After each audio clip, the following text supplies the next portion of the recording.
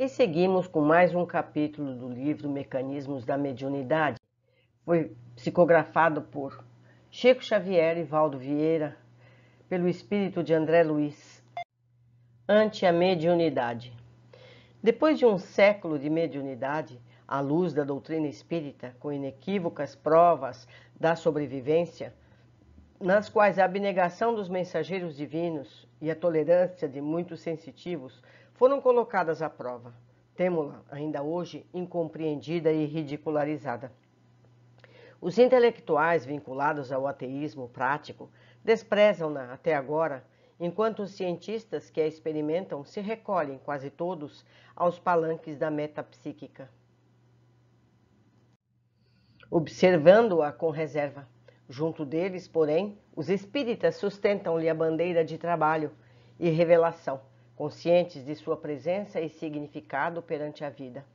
Taxados, muitas vezes, de fanáticos, prosseguem eles a feição de pioneiros, desbravando, sofrendo, ajudando e construindo, atentos aos princípios enfeixados por Allan Kardec em sua codificação basilar. Alguém disse que os espíritas pretenderam misturar no espiritismo ciência e religião, o que resultou em grande prejuízo para a sua parte científica. E acentuou que um historiador, ao analisar as ordenações de Carlos Magno, não pensa em além-túmulo, que um fisiologista, assinalando as contrações musculares de uma rã, não fala em esferas ultraterrestres, e que um químico, ao dosar o azoto da lecitina, não lhe se deixa impressionar por nenhuma fraseologia da sobrevivência humana, acrescentando que, em metapsíquica, é necessário proceder de igual modo, abstendo-se o pesquisador de sonhar com mundos etéreos ou emanações anímicas de maneira a permanecer no terra-terra, acima de qualquer teoria, para somente indagar, muito humildemente, se tal ou qual fenômeno é verdadeiro, sem o propósito de desvendar os mistérios de nossas vidas pregressas ou vindouras. Os espíritas, contudo, apesar do respeito que consagram à pesquisa dos sábios, não podem abdicar do senso religioso que lhes define o trabalho. Julgam lícito reverenciá-los, aproveitando-lhes os estudos e equações, qual nos conduzimos nessas páginas, tanto quanto eles mesmos, os sábios, lhe homenageiam o esforço utilizando-lhes o campo de atividade para experimentos e anotações. E nos explica a seguir André Luiz. A convite do espírito André Luiz, os médiuns Francisco Cândido Xavier e Valdo Vieira receberam os textos desse livro em noites de quinta e terças-feiras, na cidade de Uberaba, estado de Minas Gerais. O prefácio de Emmanuel e os capítulos pares foram recebidos pelo médium Francisco Cândido Xavier.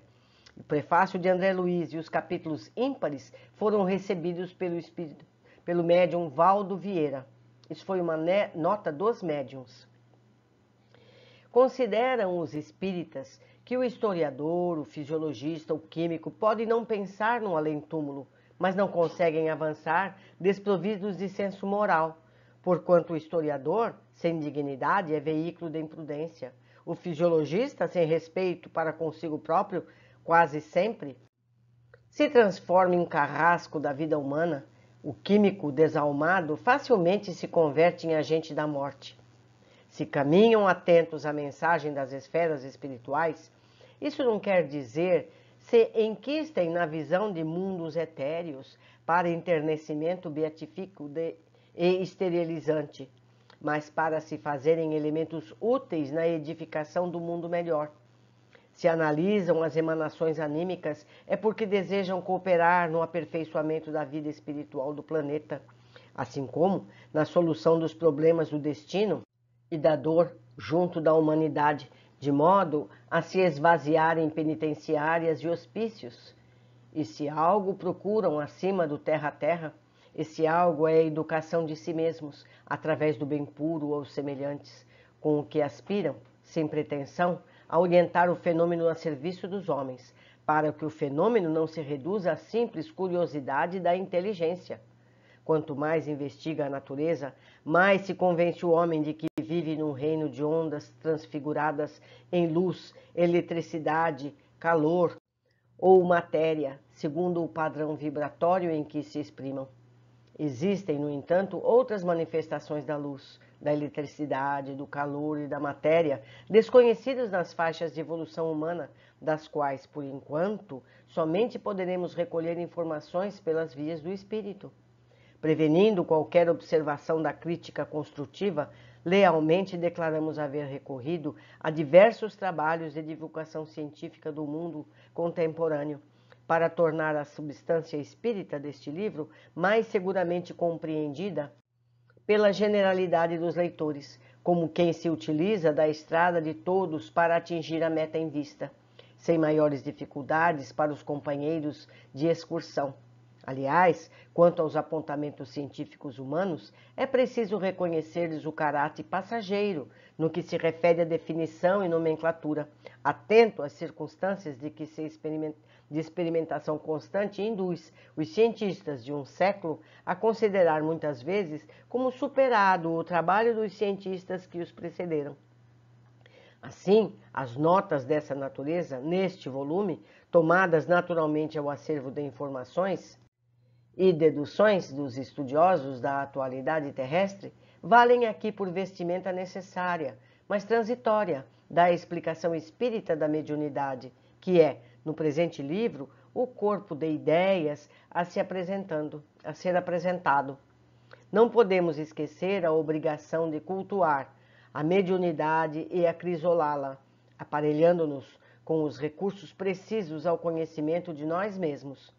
A parapsicologia nas universidades e o estudo dos mecanismos do cérebro e do sonho, do magnetismo e do pensamento nas instituições ligadas à psiquiatria e às ciências mentais, embora dirigidos noutros rumos, chegarão igualmente à verdade. Mas, antes que se integrem conscientemente no plano da redenção humana, burilemos, por nossa vez, a mediunidade à luz da doutrina espírita, que revive a doutrina de Jesus, no reconhecimento de que não basta a observação dos fatos em si, mas também que se fazem indispensáveis a disciplina e a iluminação dos ingredientes morais que os constituem, a fim de que se tornem fatores de aprimoramento e felicidade a benefício da criatura em trânsito para a realidade maior. André Luiz, Uberaba, 11 de agosto de 1959. Meus amigos, é interessante essa observação. Vocês já imaginaram a situação, as condições que a gente tem referência na doutrina espírita, se caíssem nas mãos de pessoas de moral pequena? Quanta dor poderia causar? Por isso é importante associar sempre a religião, associar o dever, a integridade, a justiça, para que isso seja sempre avisado àqueles que pensam em usar desses conhecimentos para fins escusos.